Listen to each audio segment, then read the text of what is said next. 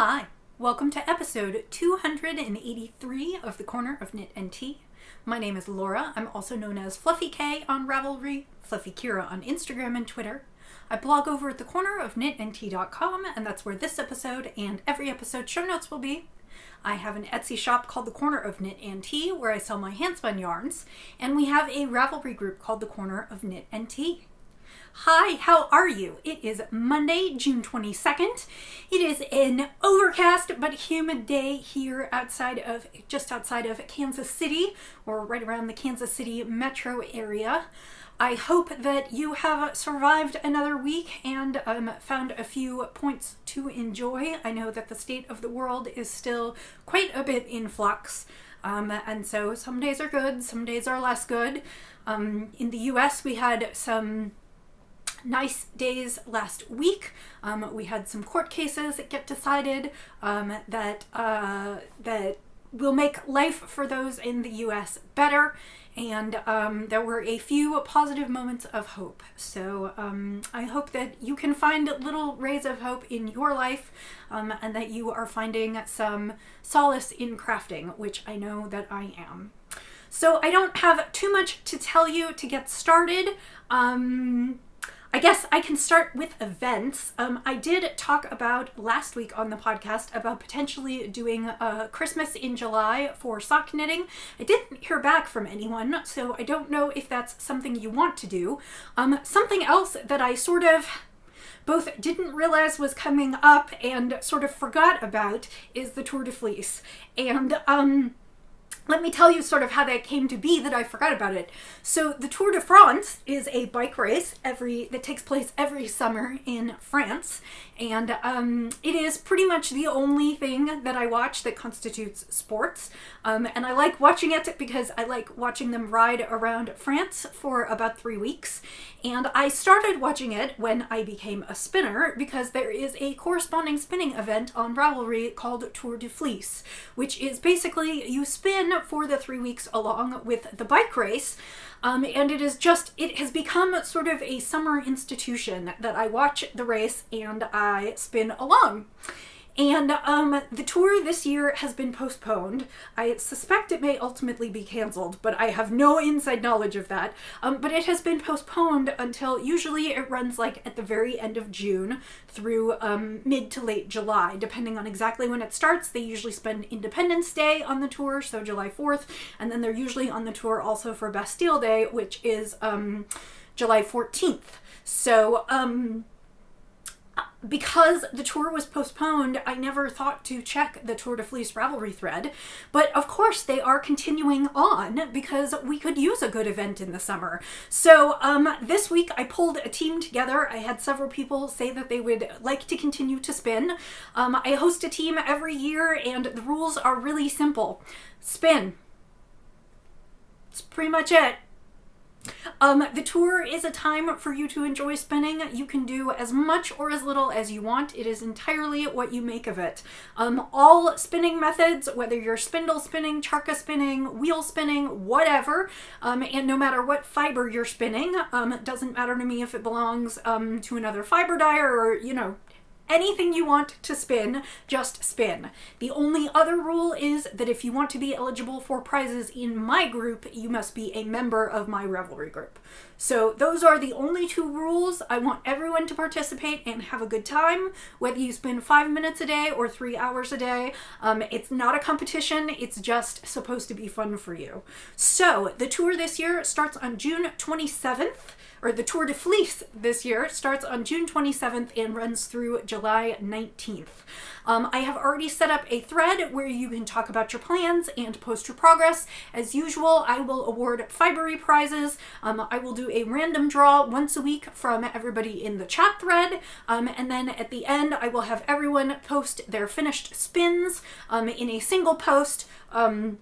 You get one post for all your spins, and then I will do kind of a quote grand prize drawing, and that will be just right after, within a day or two of the tour ending. So Fibery prizes, excuses to sit and spin, and I will talk to you in the spinning section more about what I plan to do. But if you do not have a team or want to join more teams, you are more than welcome.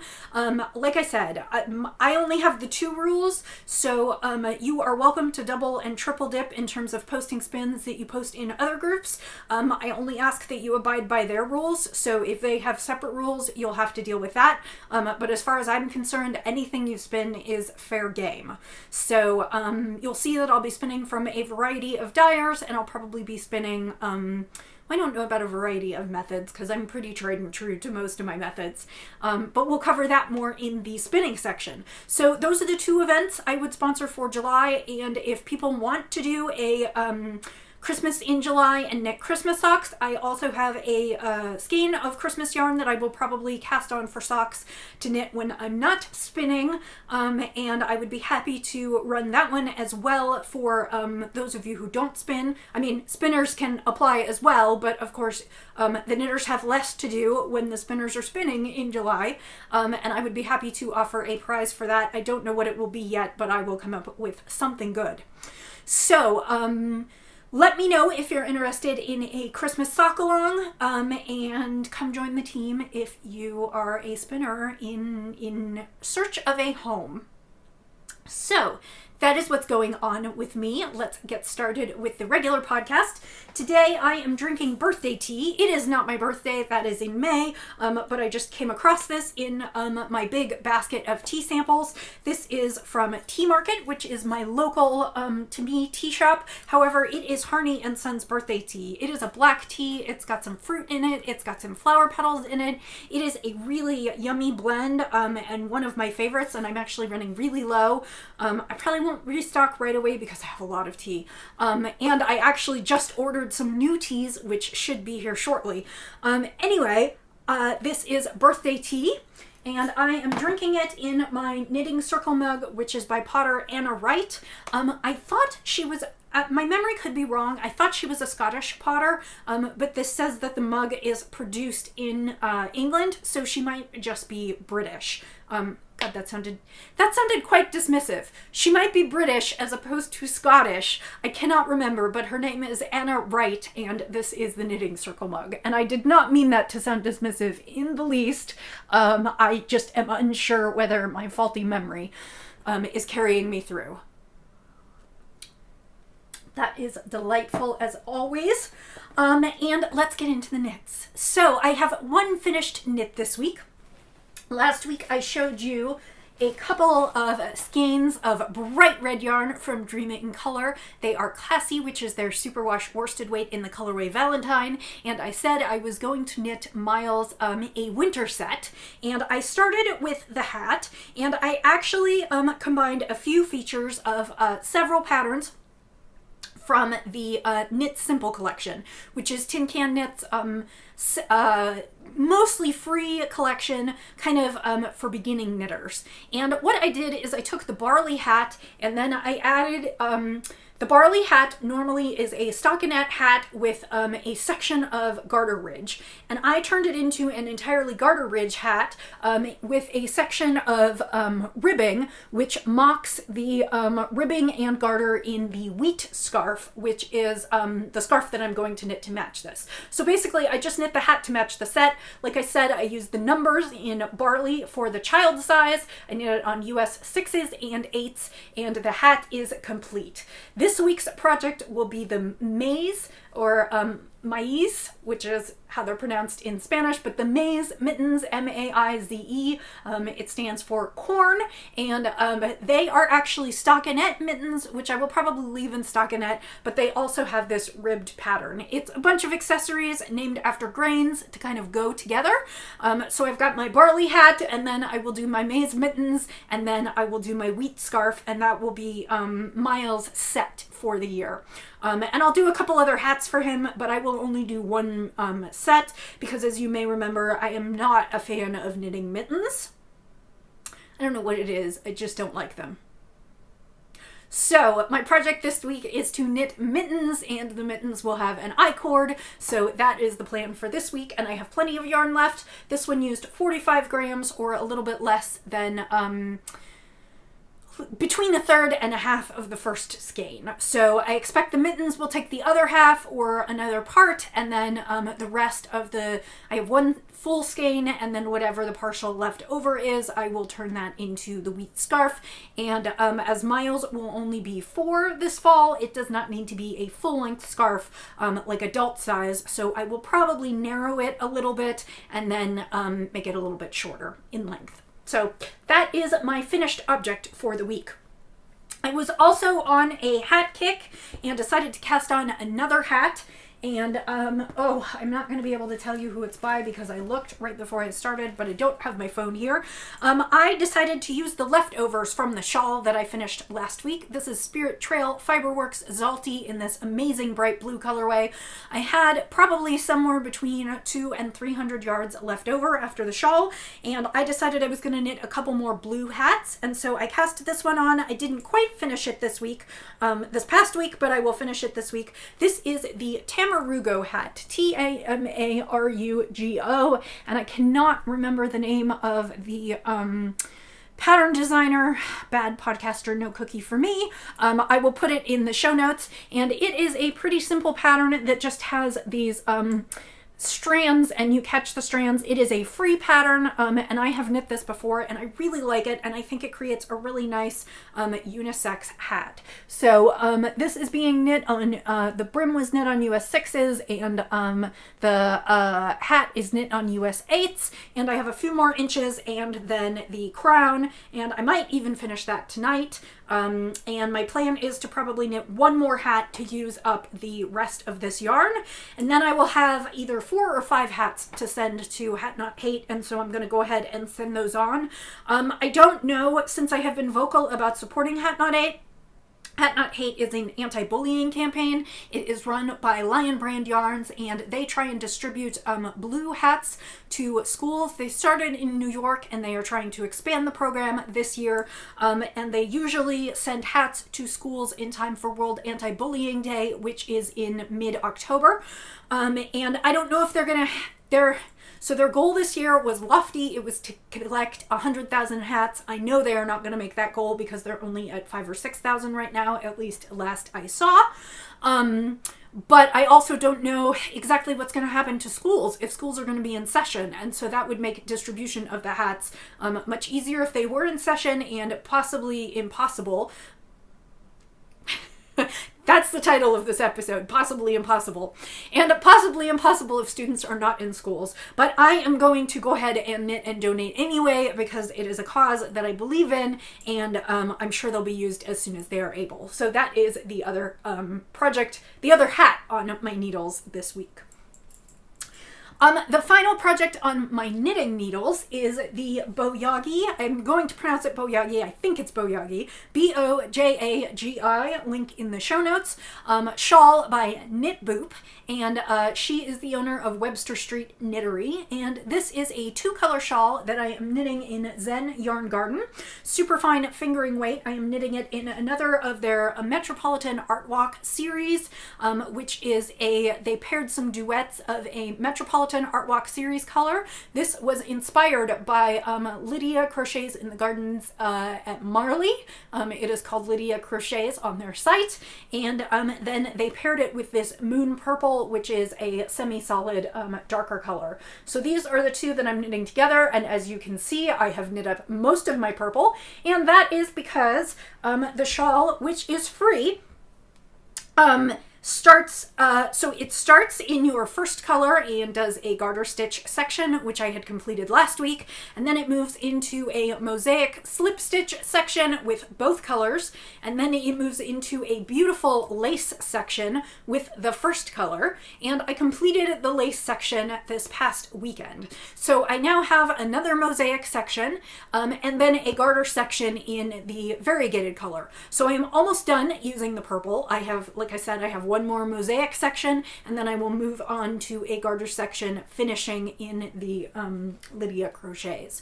So my plan is to finish that this week, hopefully ahead of the tour, so that I can devote my time guilt-free to lots and lots of spinning. So that is what I'm doing so far. It is a fairly skinny asymmetrical triangle shawl. It is fairly wide already because yeah, and I still have a couple more sections to go. I anticipate the mosaic section will take me a couple nights, and then hopefully the final garter stitch will just take me a couple nights, and that should get me to Friday. So I should have this to show you by the time we meet next. And then technically I have one more duet of colors, and so I don't know if that's what I'll be doing next or if they'll be sending me something else. I'm not sure, but this is currently where I am at in my samples. So that's what I'm working on, and I'm enjoying this quite a bit. It is not difficult. Although the chart was quite involved for the lace. It is a 28 row repeat, and there is patterning on both sides. So it is a chart that took some thinking, but it created a really, really beautiful lace product. I can't wait to block this. This is being knit on size, let me see, size 5 and 6 needles. The lace section is knit on one size smaller to keep it the same size as the rest of the shawl, and all of that is per pattern. I've been following the pattern exactly, and it has been a wonderful knit. So the mosaic section took a couple nights, and then the lace took a couple nights, which is why this is where I'm at.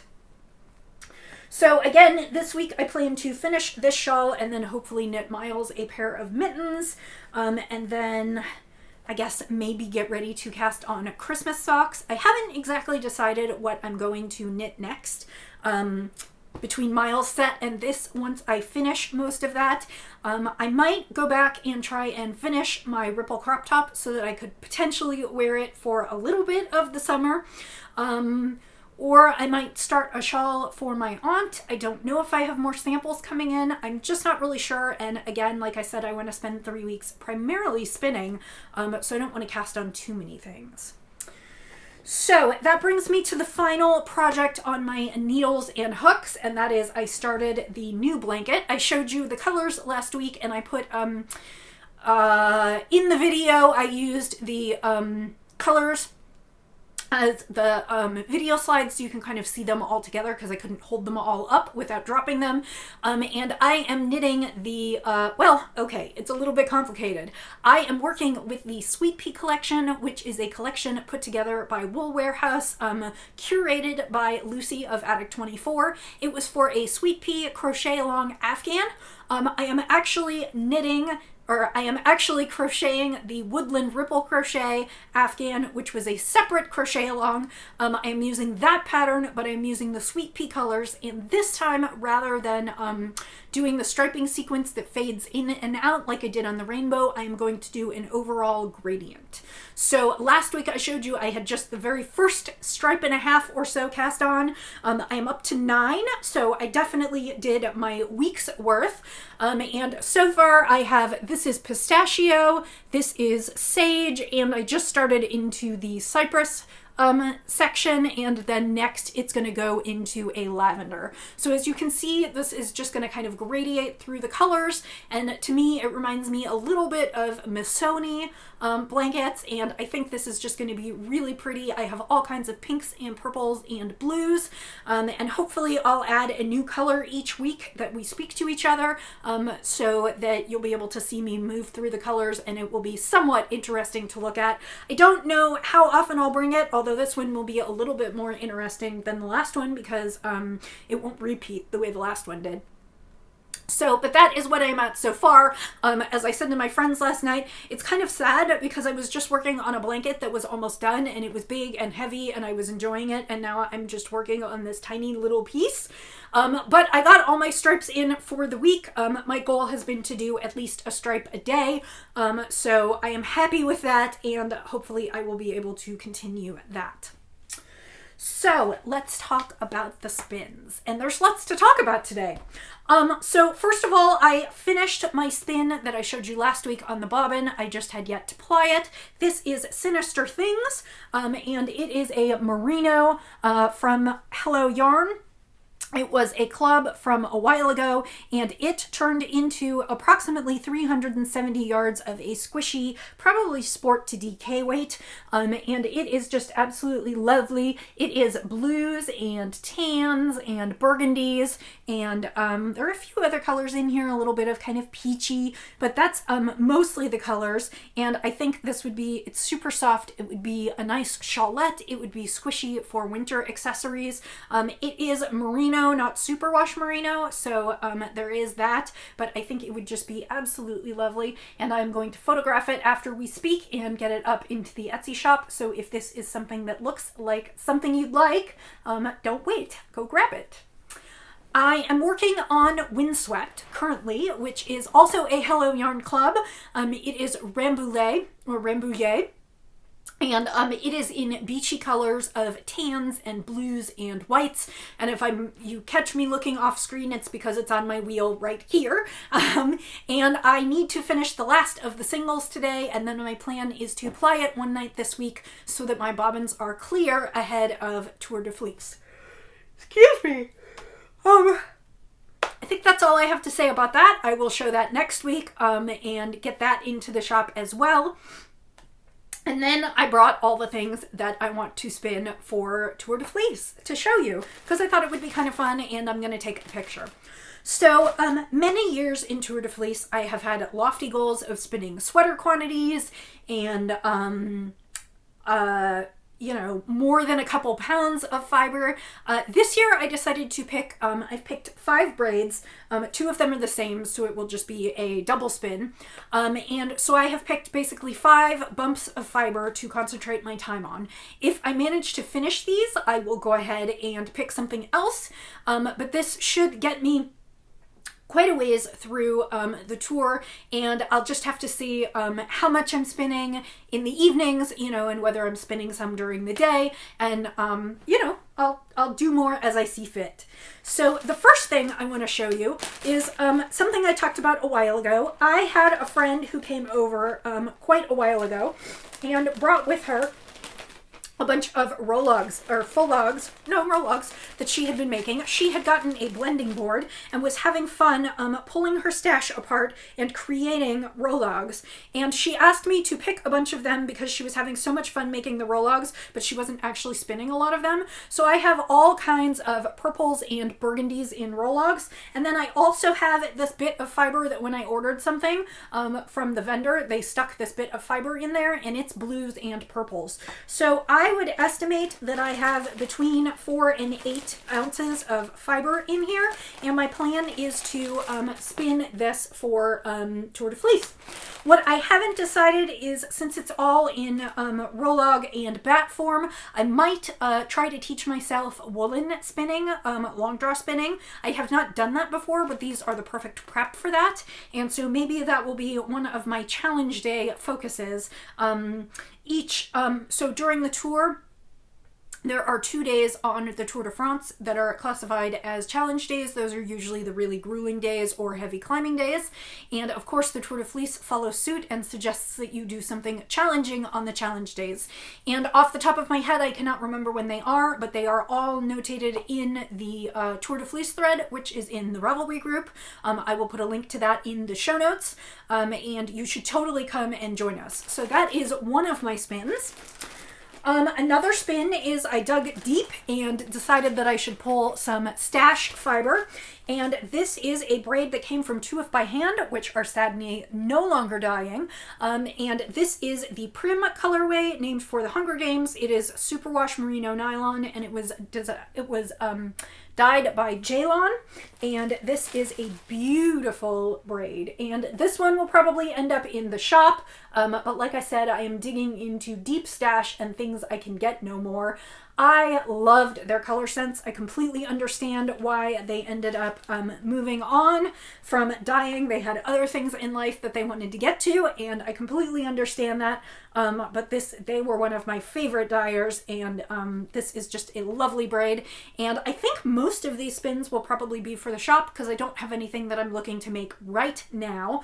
Although it is interesting because as I go through my stash, I have not been adding to my stash nearly as much in the last year or two as I previously did. And so while I will not say that my stash is looking anywhere lean, I am starting to get down to my favorites and the things that I have been hoarding for a while. I don't have as much new stash coming in, so I'm starting to pull out things from ages ago and deep stash, and I'm starting to get down to, at some point I will get to the point where most of what I have in my stash are things that I've been hoarding for myself. So I'm not really sure what I'll do when I get there, if I'll buy more or just spin some of those, share some of those. I'm not really sure, but I think this Tour de Fleece will probably be about one-off spins for the shop because I don't have anything in mind for these specific braids.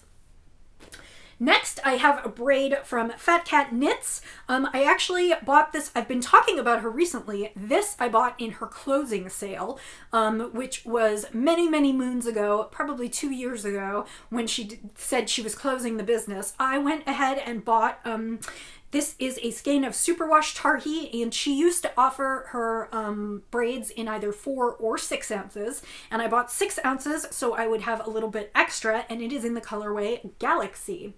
And I believe I bought this one with the intent of making something for the kids out of it because it is superwash. But I thought that I might as well go ahead and spin it up and see what happens, and probably even put it in the shop. Because it's superwash and it's 6 ounces, it will have extra yardage, so it would make a lovely shawl. It might be enough for a child's sweater. And I see that the camera is doing it no justice. It's purples and turquoises and blues, and it's just really beautiful colors. I'll see if I can get my camera to capture some of it because it looks much more muted and paler on the screen. I don't think the actual true like teal colors are coming through. It's just absolutely beautiful. Finally, my last spin will be for Team Hello Yarn, which I do spin on each year, although not everything that I spin is Hello Yarn, as you can see.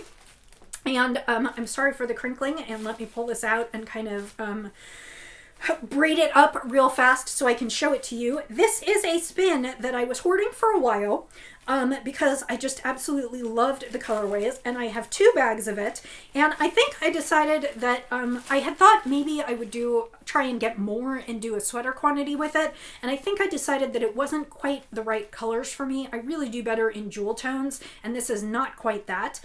This is called Mignardays, which I believe is cherries.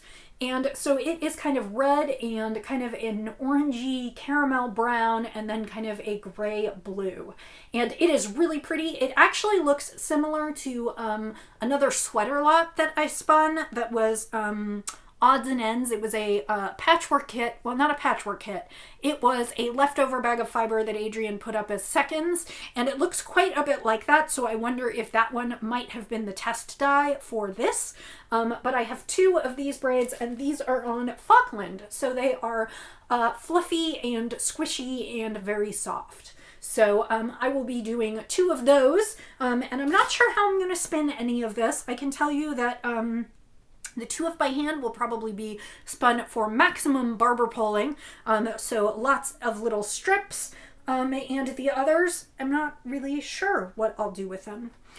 So that is the outline of my tour. I have also pulled aside prizes, but I'm not going to share those just yet. You'll have to see what those are as we get into the tour. Thank you for joining me today. I had lots to show you and lots to talk about. And again, I apologize for not reminding you about Tour de Fleece sooner.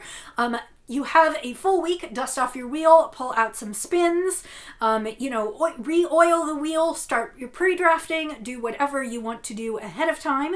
And on Saturday, let's start spinning, and we'll I don't know what I'll watch during the tour this time, probably just a mix of everything, and I will miss watching the tour. It is one of those things that I've come to really love each summer, and it will feel a little strange to be doing tons of spinning and not actually be watching the tour, but at the same time, we have so little going on in our lives right now that is kind of exciting, particularly as we stay home, so I definitely want to participate. So come join us, check out the show notes for all the links, or head on over to Ravelry and come join the Corner of Knit and Tea group. Like I said, we'll have some potential knit-alongs and spin-alongs for this month, and I hope that I'll see you there. Until I see you next time, thanks for joining me today, and I will say, as I always do, happy knitting, happy spinning, happy sipping, and I'll see you next time. Bye!